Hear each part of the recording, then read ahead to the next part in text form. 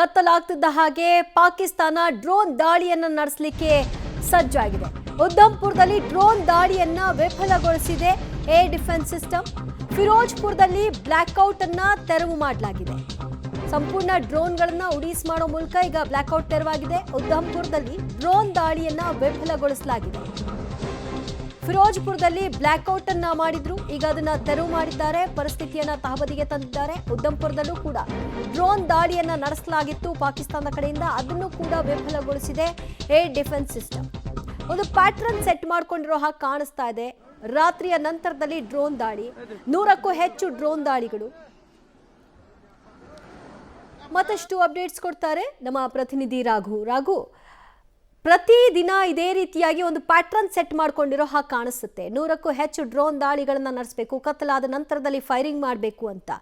ಇದು ಈ ಪ್ಯಾಟ್ರನ್ ಗೊತ್ತಿದ್ದು ಕೂಡ ಭಾರತೀಯ ಸೇನೆ ಈಗ ಅದಕ್ಕೆ ಪ್ರತ್ಯುತ್ತರವಾಗಿ ಇದನ್ನ ಬರೀ ಬಂದದನ್ನ ತಡೀತಾ ಇದ್ದಾರೋ ಅಥವಾ ರಿವರ್ಸ್ ಪಾಕಿಸ್ತಾನಕ್ಕೆ ಪ್ರತ್ಯುತ್ತರವನ್ನ ಕೊಡ್ತಾ ಇದ್ದಾರೋ?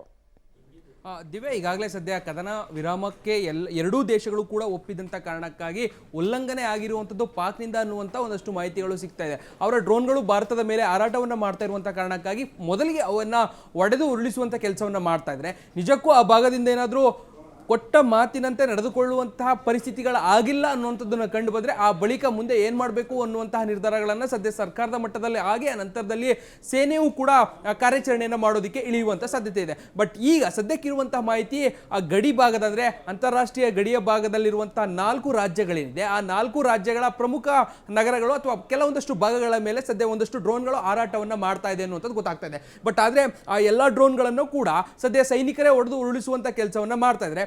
ಗಮನಿಸಬಹುದು, ಸಾಮಾನ್ಯವಾಗಿ ಕಳೆದ 2-3 ದಿನಗಳಿಂದಲೂ ಕೂಡ ಆ ಭಾಗದ ನಗರಗಳೇ ಹೆಚ್ಚು ಟಾರ್ಗೆಟ್ ಆಗ್ತಾ ಇರುವಂಥದ್ದು. ಆ ಭಾಗದ ನಗರಗಳ ಮೇಲೆಯೇ ಡ್ರೋನ್ ದಾಳಿಗೆ ಪದೇ ಪದೇ ಯತ್ನಗಳನ್ನು ಮಾಡ್ತಾ ಇರುವಂಥದ್ದು. ನಿನ್ನೆ ಎಲ್ಲವೂ ಕೂಡ ಏರ್ ಡಿಫೆನ್ಸ್ ಮೂಡ್ ಏನಿತ್ತು ಅದು ಆಕ್ಟಿವ್ ಆಗಿತ್ತು, ಅವೆಲ್ಲವನ್ನ ಕೂಡ ಒಡೆದು ಉರುಳಿಸುವಂಥ ಕೆಲಸವನ್ನು ಮಾಡಿದ್ರು. ಇವತ್ತು ಕದನ ವಿರಾಮ ಘೋಷಣೆ ಆದ ಬಳಿಕ ಒಂದಷ್ಟು ಎಲ್ಲರೂ ಕೂಡ ಅದರ ಮೇಲೆ ಕಟ್ಟೆಚ್ಚರವನ್ನು ವಹಿಸಿದ್ರೂ ಕೂಡ ಸಾಮಾನ್ಯವಾಗಿ ಕದನ ವಿರಾಮಕ್ಕೆ ಪಾಕಿಸ್ತಾನವೇ ಬಂದಿದ್ದಂಥ ಕಾರಣಕ್ಕಾಗಿ ಈ ರೀತಿಯಾದಂತಹ ಮತ್ತೆ ಯತ್ನಗಳು ಆಗೋದಿಲ್ಲ ಅನ್ನುವಂಥ ನಿಟ್ಟಿನಲ್ಲಿ ಒಂದಷ್ಟು ಕಟ್ಟೆಚ್ಚರ ಜೊತೆಗೆ ಸಿದ್ಧತೆಯನ್ನ ಮಾಡ್ಕೊಂಡಿದ್ರು. ಅಂದ್ರೆ ಬಂದ್ರೆ ಎದುರಿಸಬೇಕಾದಂತ ನಿಟ್ಟಿನಲ್ಲಿ ಸಿದ್ಧತೆಯನ್ನ ಮಾಡ್ಕೊಂಡಿದ್ರು. ಸೊ ಅದರಂತೆ ಭಾರತೀಯ ಸೇನೆ ಅವರು ಯಾವ ರೀತಿ ಡ್ರೋನ್ಗಳ ದಾಳಿಗೆ ಮತ್ತೆ ಯತ್ನವನ್ನ ಮಾಡಿದ್ರೆ ಅವೆಲ್ಲವನ್ನ ಕೂಡ ತಡೆಯುವಂತ ಪ್ರಯತ್ನವನ್ನ ಮಾಡಿದೆ, ಅವೆಲ್ಲವನ್ನ ಕೂಡ ನಾಶ ಮಾಡುವಂತದ್ರಲ್ಲಿ ಕೂಡ ಯಶಸ್ಸನ್ನ ಸಾಧಿಸಿದೆ. ಸದ್ಯಕ್ಕೆ ಈಗ ಇರುವಂತಹ ಮಾಹಿತಿಯ ಪ್ರಕಾರ ಬಂದಿದ್ದಂತ ಒಂದಷ್ಟು ಡ್ರೋನ್ಗಳನ್ನ ಒಡೆದುರುಳಿಸಲಾಗಿದೆ. ಅದನ್ನ ಹೊರತುಪಡಿಸಿದ್ರೆ ಇನ್ನೊಂದಷ್ಟು ವಾಪಸ್ ಹೋಗಿದೆ.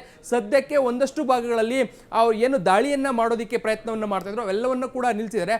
ಭಾರತದ ನಗರಗಳೇನಿದು ಗಡಿ ಭಾಗದ ನಗರದಲ್ಲೂ ಕೂಡ ಬ್ಲಾಕ್ಔಟ್ ಆಗಿತ್ತು, ಅದನ್ನ ವಾಪಸ್ ತೆರವು ಮಾಡುವಂತ ಕೆಲಸವನ್ನು ಕೂಡ ಮಾಡಲಾಗಿದೆ ಎನ್ನುವಂತ ಒಂದಷ್ಟು ಮಾಹಿತಿಗಳು ಸದ್ಯಕ್ಕೆ ಸಿಗ್ತಾ ಇರುವಂತದ್ದು. ದಿವ್ಯಾ.